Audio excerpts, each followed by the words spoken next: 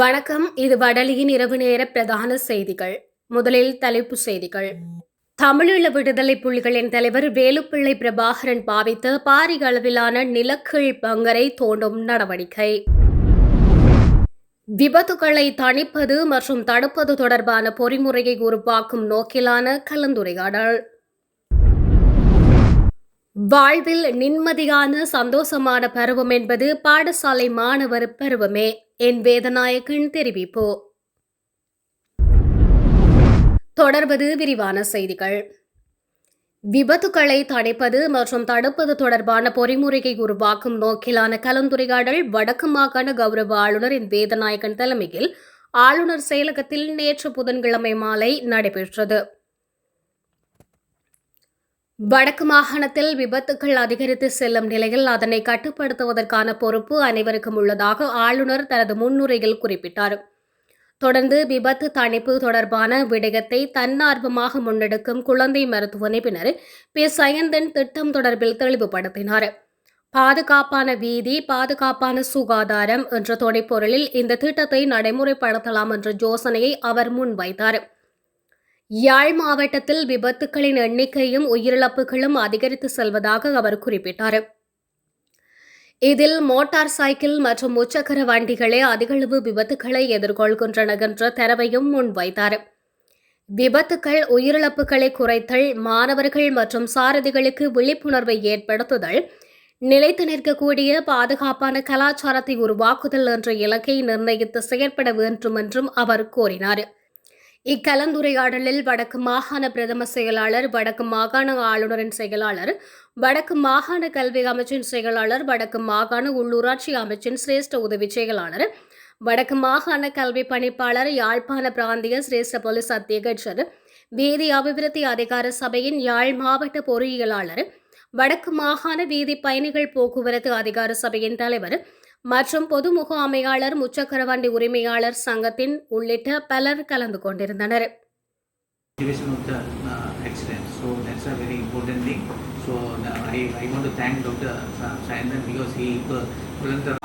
Under 15 years of age 15 வயது குறைஞ்சார்கள் அதிக அளவில் பாதிக்கப்படுகின்றன 10%.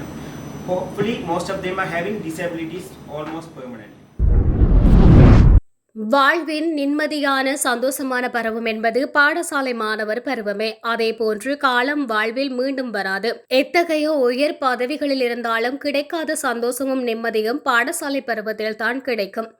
அதை உணர்ந்து மாணவர்கள் கற்க வேண்டும். இவ்வாறு வடக்கு மாகாண கௌரவ ஆளுநர் என் வேதநாயகன் தெரிவித்தார். அளவட்டி அருணோதயா கல்லூரியின் நிறுவனர் நினைவு தினமும் பரிசளிப்பு விழாவும் பாடசாலையின் சிவஞான சோதிக கலையரங்கில் பாடசாலை அதிபர் ஸ்ரீ தயானந்தன் தலைமையில் இடம்பெற்றது. இந்த நிகழ்வில் வடக்கு மாகாண ஆளுநர் பிரதம விருந்தினராகவும், வலிகாமம் வலய கல்வி பணிப்பாளர் திருமதி ஜமுனா ராஜசீலன் சிறப்பு விருந்தினராகவும், பம்பலப்பட்டி இந்து கல்லூரியின் ஓய்வு பெற்ற ஆசிரியரும் பழைய மாணவருமான கே நித்யானந்தம் கௌரவ விருந்தினராகவும் கலந்து கொண்டனர். மாகாண மற்றும் தேசிய மட்டங்களில் சாதனைகளை நிலைநாட்டிய மாணவர்களுக்கான பரிசில்கள், பதக்கங்கள் வழங்கி வைக்கப்பட்டது. இந்த கல்லூரியில் 1969ஆம் ஆண்டு தரம் 4 சேர்ந்து தரம் 8 வரை கல்வி கற்றேன். இந்த பாடசாலையின் பழைய மாணவனாக இந்த நிகழ்வில் பங்கேற்பதில் பெருமை அடைகின்றேன். நான் இங்கும் சரி உயர்தர கல்வியை மகாஜன கல்லூரியில் கற்றபோது தோட்ட வேலைகளை செய்து கொண்டு பாடசாலையில் மாத்திரம்தான் கல்வி பயின்றோம். அன்று தனியார் வகுப்புகளுக்கு சென்றது கிடையாது. அர்ப்பணிப்புள்ள ஆசிரியர்கள் எங்களுக்கு கற்பித்தார்கள். அவர்கள்தான் இன்றும் எங்களுக்கு முன்மாதிரியானவர்களாக இருக்கின்றார்கள். பாடசாலைகளாகட்டும், எந்தவொரு நிறுவனங்களாக இருக்கட்டும், அங்கு தலைமைத்துவம் சரியாக அமைகின்ற போது அவை எழுச்சி அடைகின்றன. எனவே நாங்கள் மாணவர்களுக்கு கல்வியை மாத்திரம் புகட்டாமல் சிறந்த தலைமைத்துவம் உள்ளவர்களாக அவர்களை வளர்த்தெடுக்க வேண்டும். எந்தவொரு உயர் பதவியை பெற்றாலும் அவர்கள் பண்புள்ளவர்களாக இல்லாவிடின் மதிக்கப்பட மாட்டார்கள். இன்றைய இந்த மாணவர்கள்தான் நாளை உயர் பதவிகளை அலங்கரிக்கப் போகின்றவர்கள். அவர்களுக்கு இன்றே நல்ல பண்புகளை சொல்லிக் கொடுத்து வளர்க்க வேண்டும். அவர்கள் நாளைக்கு பலருக்கு முன்மாதிரியானவர்களாக செயற்படக்கூடிய அளவிற்கு வளர்த்துவிட வேண்டியது எங்கள் கடமை. முன்னைய அரசாங்கங்களின் காலத்தில் நேர்மையாக பணியாற்றுபவர்களுக்கு பதவி உயர்வுகள் கிடையாது, பழிவாங்கப்படுவார்கள். ஆனால் தற்போதைய அரசாங்கம் நேர்மையானவர்களுக்கு உரிய அங்கீகாரத்தை கொடுக்கும் என நம்பிக்கை ஏற்பட்டிருக்கின்றது. அதனால் நிம்மதியாக பணியாற்ற முடிகின்றது என்று ஆளுநர் தனது உரையில் குறிப்பிட்டார். கூட்டுறவு என்றால் அந்த அறவடை கட்டிக்கும் போது பல நாங்கள் தனியார் வகுப்புகளுக்கு போகவில்லை. அவை அந்த வகையிலே நான் பெருமைப்படுகின்ற அந்த ருவன் முதலாக இருந்த ஆசிரியர்களை நான் பெருமைப்படுகிறேன். இந்த ஒரு கல்லூரியினுடைய வளர்ச்சியில் நான் நெடுக செல்வதால் தான் அதை ஒரு கல்லூரியாக இருந்தாலும் சரிதான், ஒரு தனியார் நிறுவனமாக இருந்தாலும் சரிதான், எந்த நிறுவனமாக இருந்தாலும் சரிதான், அது வளர்ச்சி வந்து முக்கியமாக அந்த தலைமைத்துவ பண்புகள் தான் இருக்குது. தலைமைத்துவ பண்பு வந்து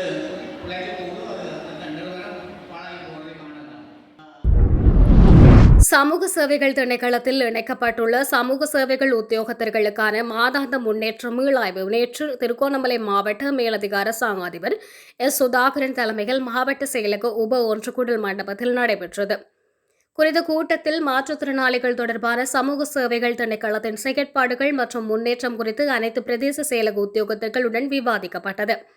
எதிர்காலத்தில் மாற்றுத்திறனாளிகள் தொடர்பான நடவடிக்கைகள் மற்றும் அவர்களை தொழில் வாய்ப்புக்குள் உட்புகுத்தல் தொடர்பிலான முன்னேற்றங்கள் மிகவும் திருப்திகரமாக இருக்க வேண்டும் என்று இதன்போது மாவட்ட மேலதிக அரசாங்க அதிபர் கூறினார். மேலும் 2024ஆம் ஆண்டு சமூக சேவைகள் திணைக்களத்தினால் நடாத்தப்பட்ட பிரதேச மட்ட உத்தியோகத்தர்களுக்கான சுப அபிமானி போட்டியில் முதலாம் இடத்தை பெற்ற கிண்ணியா பிரதேச சபை சமூக சேவைகள் அபிவிருத்தி உத்தியோகத்தர் FM பௌமி அவர்களுக்கு மாவட்ட மேலதிக அரசாங்க அதிபரினால் சான்றிதழ் வழங்கி கௌரவிக்கப்பட்டது. இந்நிகழ்வில் சமூக சேவைகள் மாவட்ட ஒருங்கிணைப்பாளர் டி. பிரணவன் மற்றும் பிரதேச செயலக சமூக சேவைகள் உத்தியோகத்தர்கள் கலந்து கொண்டனர். தமிழீழ விடுதலை புலிகளின் தலைவர் வேலுப்பிள்ளை பிரபாகரன் பாவித்த பாரிய அளவிலான நிலக்கீழ் பங்கரை தோண்டும் நடவடிக்கை வடக்கு பகுதியில் ஆரம்பிக்கப்பட்டுள்ளது. இலங்கையின் வடக்கு பகுதியில் 30 ஆண்டுகளுக்கு மேலாக தமிழர்களுக்கான தமிழீழ விடுதலை புலிகள் தமிழீழம் கோரி போராடி வந்தனர். அந்த வகையில் வன்னி பகுதியில் இறுதி யுத்தம் இடம்பெற்ற பகுதிக்கு அண்மையாக முல்லைத்தீவு மாவட்டத்தில் புதுக்குடியிருப்பு பிரதேசத்தில் 8ஆம் வட்டாரம் மந்துவில் கிராமத்தில் புதுக்குடியிருப்பு வைத்தியசாலைக்கு அருகில் உள்ள காணி ஒன்றில் போரின் போது முன்னர் விடுதலை புலிகளின் தளபதிகள் தலைவர்கள் பிரபாகரன் உள்ளிட்டவர்கள் பாவித்ததாக கருதப்படும் நிலக்கல் பங்கர் ஒன்றினை தோண்டும் நடவடிக்கை 9/7/2025 நேற்று முன்னெடுக்கப்பட்டிருந்தது. விடுதலை புலிகளால் குறித்த தனியார் காணி 2 ஏக்கர் வரையிலான காணி விடுதலை புலிகளின் முகாமாக காணப்பட்டது. இந்த காலகட்டத்தில் விடுதலை புலிகளின் தலைவர் மற்றும் தளபதிகள் உள்ளிட்டவர்கள் சந்திப்புகளை மேற்கொள்வதற்காக பாரிய அளவில் நிலக்கீழ் பதுங்கு குழி ஒன்று அமைக்கப்பட்டுள்ளது. 2009ஆம் ஆண்டு போருக்கு பின்னர் அந்த காணியில் கன்னிவெடி அகற்றும் இராணுவத்தினர் நிலை கொண்டனர். போரின் குண்டு தாக்குதலால் பதுங்கு குழியின் வாயில்கள் மூடப்பட்ட நிலையில் காணப்பட்டுள்ளதால் அதனை மக்கள் பொருட்படுத்தவில்லை. இந்த நிலையில் நிலத்தின் கீழ் சுமார் 20 அடி ஆழத்தில் இந்த நிலக்கீழ் பங்கர் அமைக்கப்பட்டுள்ளது. இந்த நிலக்கீழ் பங்கரில் விடுதலை புலிகள் தங்கமோ அல்லது ஆயுதங்களோ புதைக்கப்பட்டிருக்கலாம் என நம்பி சிலர் வீட்டின் உரிமையாளர்களுக்கு தெரியாமல் தோண்டும் நடவடிக்கையினை முன்னெடுத்துள்ளனர். இது வீட்டின் உரிமையாளருக்கு தெரிய வந்துள்ளது. இந்த நிலையில் புதுக்குடியிருப்பு போலீசார் குறித்த பகுதியினை பார்வையிட்டனர். பாரிய அளவில் பங்கர் காணப்படுகின்றமை புலனாகியது. முல்லைத்தீவு மாவட்ட நீதவான் நீதிமன்றில் இது தொடர்பான வழக்கு தொடரப்பட்டு இன்று குறித்த பங்கரினை தோண்டும் நடவடிக்கைகள் கிராம சேவையாளர் உள்ளிட்ட அதிகாரிகள் சம்பவ இடத்திற்கு அழைக்கப்பட்டுள்ள நிலையில் குறித்த பகுதி கனரக இயந்திரம் கொண்டு துப்புரவு பணிகள் முன்னெடுக்கப்பட்டது. நிலக்கல் பதுங்கு குழியில் நீர் நிரம்பி காணப்படுவதால் அதனையும் வெளியேற்றும் நடவடிக்கை நேற்று முன்னெடுக்கப்பட்டது. சம்பவ இடத்திற்கு சென்ற முல்லைத்தீவு மாவட்ட நீதவான் நீதிமன்ற நீதிபதி டி. பிரதீபன் குறித்த பகுதிகளுக்கு சென்று பார்வையிட்டுள்ளதுடன் தொடர்ந்தும் நாளை அகழ்வு பணிகளை முன்னெடுக்க போலீசாருக்கு பணித்துள்ளார்.